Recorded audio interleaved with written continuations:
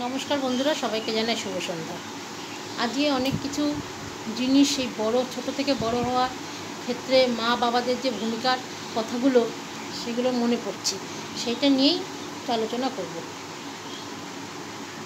যখন মার কোলে জন্ম নিলাম, গর্ভে জন্ম নিলাম, তখন তো ঠাকমা খুব অসন্তুষ্ট, মেয়ে হয়েছি বলে। তাই সঙ্গে সঙ্গে বাবাও খুব অশান্তি করতো মায়ের সঙ্গে। সেইখান থেকে মা আমাকে বড় করলো। সে দাদু ছিল বলে আজকে বড় হতে পেরেছি। দাদু সারাক্ষণ খুব আমার মাকে ভালোবাসতো, আমাকেও খুব ভালোবাসতো। সেই করে করে আজকে এত দূর এসেছি। তারপরে মায়ের কথাগুলো আরও মনে পড়ছে, যখন মা আমাদের রুটি হতো রাতের খাবারে, যখন রুটি করতো তখন বলতো, ভালো করে বড় হ মা, বড় হ, এরকম দিন তোর যেন না দেখতে হয়। তখন ভাবতাম এরকম কথা বলছি কেন, এখন ভাবি সেগুলো। তারপরে খাবার দাবার রান্না বান্না করে খাইয়ে দায়ে তারপরে 1 বছরের বাদে ভাই হলো, ভাইয়ের 6 বছর বাদে বোন হলো। এরকমভাবে আমাদের মা বাবা আমাদের বড় করছে। এইবার বাবা পড়াতো, পড়ার দিকটা বাবা হতো। মা যেহেতু সংসারে রান্না বান্না কাজকর্ম করতো, তো ওই জন্য মা পড়ার কাজে নিত না, বাবা এসেই পড়াতো। পড়াশোনা করিয়ে তারপরে যখন আস্তে আস্তে বড় হলাম, মাধ্যমিক পাশ করলাম, তখন হচ্ছে মেয়ে দেখা শুরু। তার আগে যখন ঘুমাতাম, আর ঘুমাস না রে, ঘুমাস না, শ্বশুরবাড়িতে দেখবি ঘুমাতে যাবি, একটা কথা শোনাবে। ঠিক তাই, বৌভাতের দিন রাত্রের থেকেই আমার কথা শোনানো শুরু। একটু ঘুমাচ্ছি বলে 4:30টার সময় এসে শুয়েছি, 6:30টার মধ্যে ননদ ডাকছে। আমার শাশুড়ি নেই, ননদই আমার শাশুড়ির কাজ করেছে। ননদ ডাকছে, ওঠো ওঠো ওঠো, উঠে চান টান করো। করে কাটতে বসলাম, হচ্ছে তেলাপিয়া মাছ কাটতে বললো, কাটতে পারিনি বলে কোনো কথা, বাপের বাড়ি তুলে খুব কথা।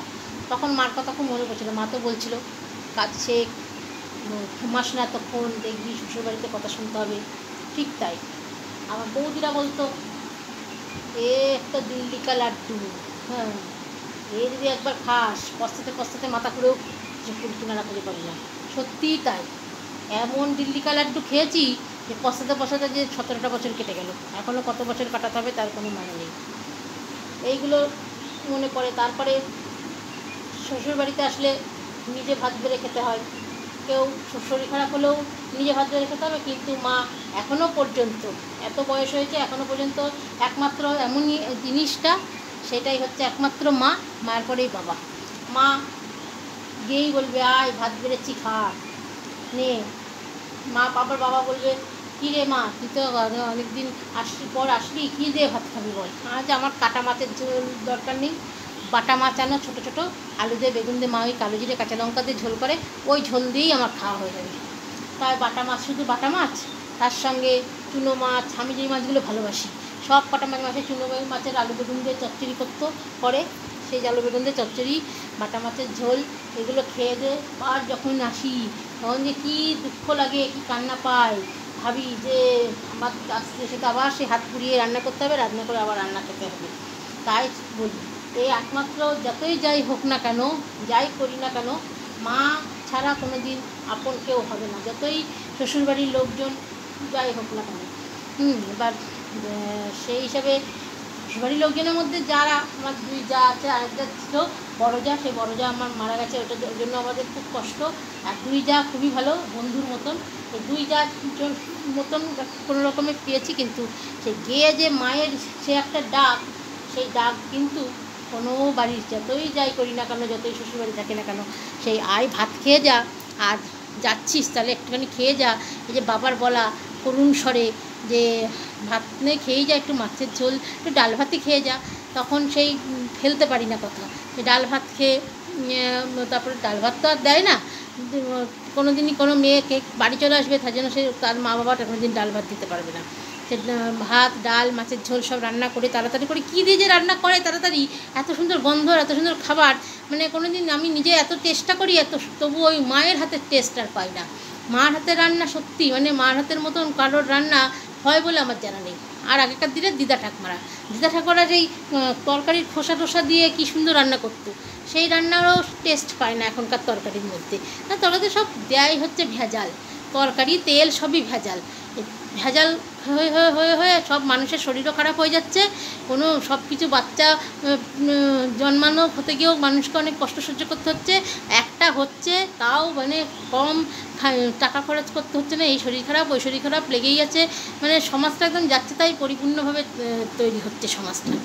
তারপরে মানুষে হিংসি তো লেগেই আছে। সত্যি তাই যে এই জিনিসগুলো মা বাবা ছাড়া তো কারোর সঙ্গে সেভাবে করাও যায় না। মা বাবা ছাড়া সত্যি মানুষের বড় হওয়ার পেছনে মা বাবার মতন এরকম গুরুত্ব, এরকম শ্রদ্ধা ভালোবাসা আর কারোর কাছে পাবো বলে আমার জানা নেই। তাই বন্ধুরা, তোমাদের সবাইকে বারবার করেই বলি, মা বাবা হচ্ছে আমাদের সবার শিক্ষাগুরু এবং মা বাবা হচ্ছে আমাদের সবার বন্ধু বলতে পারো, সম্মানীয় ব্যক্তি বলতে পারো, ভালোবাসার ব্যক্তি বলতে পারো, যা খুশি বলতে পারো। মা বাবাকে কেউ কষ্ট দিও না, মা বাবাকে কেউ বৃদ্ধাশ্রমে রেখো না। মা বাবা আগে, তারপরে কিন্তু বউর বাচ্চা, আর তারপরে আগে মা বাবাকে তোমরা পুরুষ মানুষ আগে মা বাবাকে শ্রদ্ধা করো, তারপরে বউ, তারপরে ছেলে মেয়েকে শ্রদ্ধা করো। এটাই সবাইকে আমি বলি। মা ছাড়া কিন্তু গতি নেই। প্রথমে জন্মই কিন্তু তোমাদের মায়ের কোলে। তো মায়ের কোলে জন্ম যখন, মাকেই আগে শ্রদ্ধা করতে হবে, তারপরে হচ্ছে বাবা। যেহেতু বাবা জন্মটা দেওয়ার সময় ডাক্তারের কাছে টাকাটা দিয়েছে, তাই বাবা তারপরে গেলে মা বাবা দুজনেরই ভূমিকা অতিরিক্ত। তোমাকে পড়াশোনা শিখিয়েছে, তোমার স্কুলের সব কিছুর মধ্যে বাবা, তাই মা পরেই বাবাকে স্থান দিয়ে তারপরে আদার্স ব্যক্তিকে স্থান দিয়ে তোমরা বড় হও। এই হচ্ছে তোমাদের কাছে প্রার্থনা।